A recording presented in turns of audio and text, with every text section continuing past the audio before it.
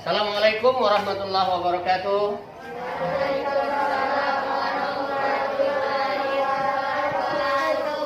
Ya. Silakan ketua kelas untuk dapat menyiapkan teman-temannya.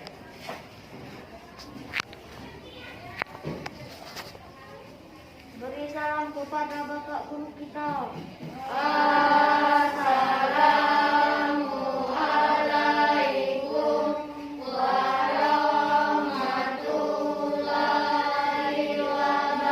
wabarakatuh. Waalaikumsalam warahmatullahi wabarakatuh. Berdoa mulai. Bismillahirrahmanirrahim.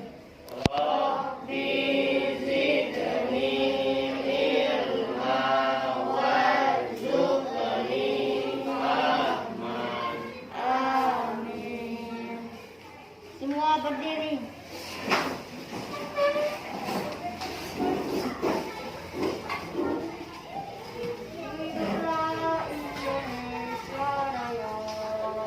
Indonesia tanah airku. Pancasila. Pancasila. Indonesia. Keadilan sosial bagi seluruh rakyat Indonesia. Kepada bendera merah putih. Hormat. Gerak. Tegak. Gerak. Oke, silakan duduk anak-anak. Pak akan absen dulu ya. Oke, kehadiran Abiliansa Ahmad Zaki Al-Ghazal. Alhamdulillah semuanya hadir ya. Anak-anakku semuanya apa kabar? Alhamdulillah. Luar biasa. Harus lebih baik. Ya, alhamdulillah anak-anak semuanya hadir sekarang Pak. Oke, sudah siap belajar hari ini nak? Sudah siap. Nah ini rambutnya dipotong lah ya. Nah, ini sudah panjang ini. Semenjak corona ini rambutnya panjang. Potong nanti. Hari ini kita akan memulai kegiatan pembelajaran kita pendidikan agama Islam dan budi pekerti dengan materi pertama yaitu Quran Surah At-Tin. Pembelajarannya yang akan anak-anak ikuti 4.1 membaca Quran Surah At-Tin dengan tartil, 4.2 menulis Quran Surah At-Tin dengan benar. Jadi tujuan pembelajarannya dengan kegiatan belajar yang kita laksanakan pada hari ini, nanti anak-anak peserta didik kami semuanya ini dengan kegiatan pelajaran hari ini akan mampu, akan dapat membaca Quran Surat At-Tin ayat 1 sampai 8 itu dengan tartil. Itu yang pertama. Yang kedua, anak-anak mampu menuliskan, menirukan penggalan tulisan surat At-Tin dengan benar. Nah itu, amati dan cermati gambar berikut ini. Coba kalian sebutkan apa perbedaannya. Sudah dilihat? Sudah tahu kan tadi gambarnya? Yang sebelah kanan ada gambar Al-Quran. Di sebelah kiri ada gambar apa saja? Koran, buku. Menurut anak-anak, apa sih bedanya? Ada 4 gambar itu. Ayo. Ya, Marpino. Apa bedanya Marpino? Orang bisa dilipat-lipat. Orang bisa dilipat-lipat. Terus? Berarti kabar. Berisi kabar berita ya. Berita. Terus? Kalau buku? Untuk apa sih buku itu? Sumber? Apa? Sumber ilmu pengetahuan. Al-Quran ini adalah kitab suci yang sakral, suci. Makanya disebutkan dengan kalimat kitab suci. Al-Quran ini tidak bisa sembarangan orang pegangnya ini. Harus dalam keadaan suci, bernilai ibadah baca Al-Quran itu. Karena itulah para kita semuanya yang mengaku diri kita sebagai muslim, wajib bagi kita setiap hari membaca. Coba, di antara anak-anak ini siapa yang bisa membacanya? Nah, coba. Apa Arif ya? Coba Arif baca tuh.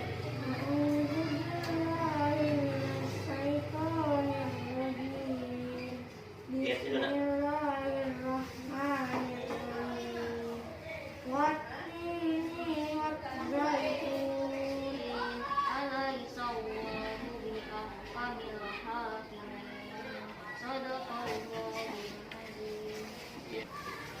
Wahid di sini salah satu. A'udzu billahi minasyaitonir rajim. Bismillahirrahmanirrahim. Wattini waszaitun. Sekarang Pak berikan penjelasan sebagai pendalaman materi kita tentang surat At-Tin ini ya. Laqad khalaqnal insana fi ahsani taqwim. Laqad ada huruf dal mati atau bertanda baca sukun. Hukumnya apa? Kolkola besar atau kecil? Hah? Kecil karena dia ada di tengah kalimat. Kalau dia di akhir kalimat baru kolkolanya besar. Jadi memantulnya itu jelas kalau kolkola besar. Kalau yang ini tidak terlalu dipantulkan. Laqad khalaq. Nah ini juga huruf qaf. Insana al nun mati atau nun bertasdid ketemu huruf sa. Hukumnya ikhfa. Ikhfa itu artinya samar. Jadi membacanya itu samar. Penuturan bunyi nun matinya ini tidak jelas, tapi samar. Laqad khalaqnal insana fi ahsani taqwim. Itulah diantaranya cara membaca surat At-Tin ini yang harus kamu pahami. Sekarang kita akan coba melafalkannya. Kamu ikuti Pak ya, melafalkan bacaannya. Wattini wazzaitun. Wattini wazzaitun. Coba kelompok sini, barisan sini. 1, 2, 3. Wattini wazzaitun. Makanya baca. Coba sekarang bersambung ayatnya ya. Ini ayat 1, ayat 2, ayat 3, ayat 4, ayat 5, 6, 7, 8.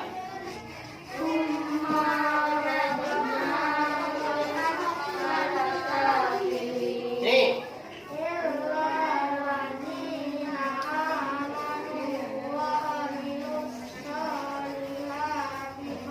Yang Pak sampaikan tadi harus jelas memperhatikan tanda bacanya, hukum tajwidnya, dan mahraj hurufnya ya.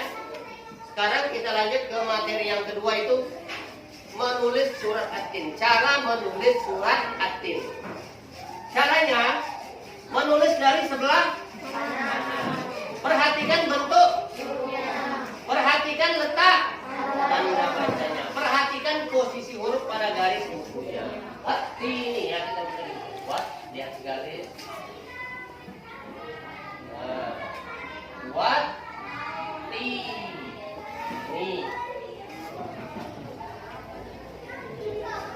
nun lagi, ya mati lagi,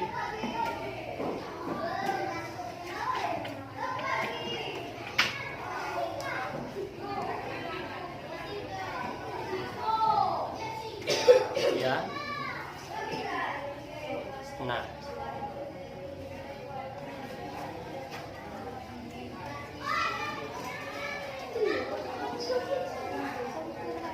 Mestinya ini ya, toy dengan u itu, nah seperti ini, tuh.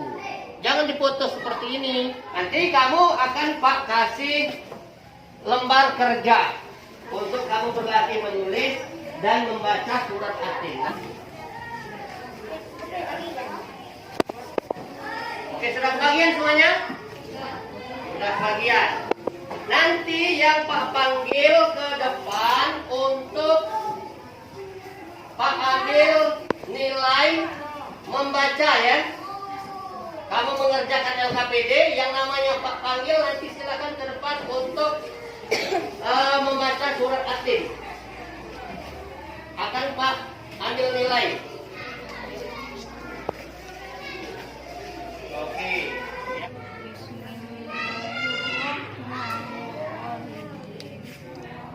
Wattin wazzaitun waturi sinin wa hadzal baladil amin.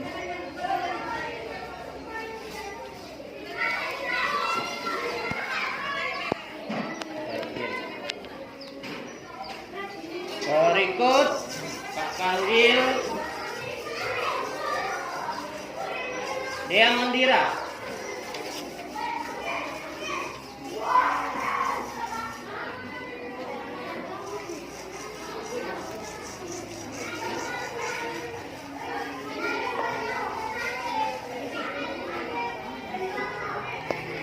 Dea Mondira, nanti bacanya. Taus dulu nak.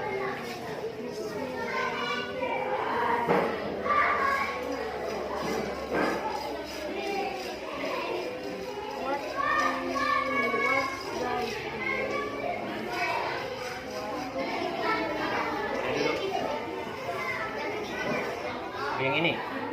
Summa radatnahu asfala safil.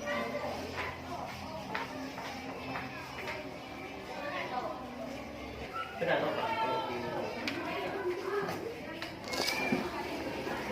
Sebelum kita menutup pembelajaran ini,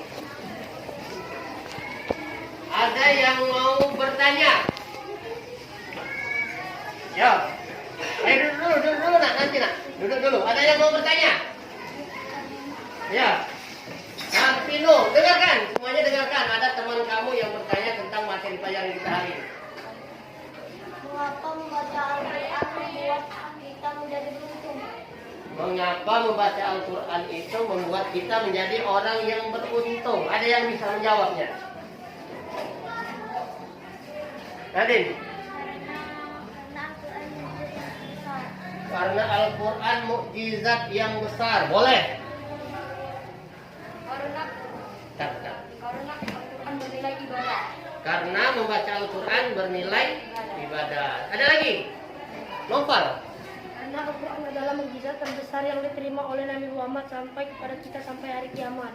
Ini ya, Pak perjelas. Pertanyaan Ananda Martino tadi, kenapa orang Muslim itu kalau membaca Al-Quran termasuk orang yang beruntung? Benar tadi yang sudah dijawab oleh teman-teman Nadine, Noval, Rehan, Tasya ya. Bahwasanya Al-Quran itu adalah mukjizat terbesar yang diterima oleh Nabi Muhammad yang sampai kepada kita dan sampai hari akhir atau hari kiamat nanti. Kalau Al-Quran itu. Dan yang terpenting dari Al-Quran itu, sebagaimana di pelajaran pertama yang sampaikan tadi, dia berbeda dengan media-media yang lain, koran, majalah, buku. Al-Quran itu mulia, suci.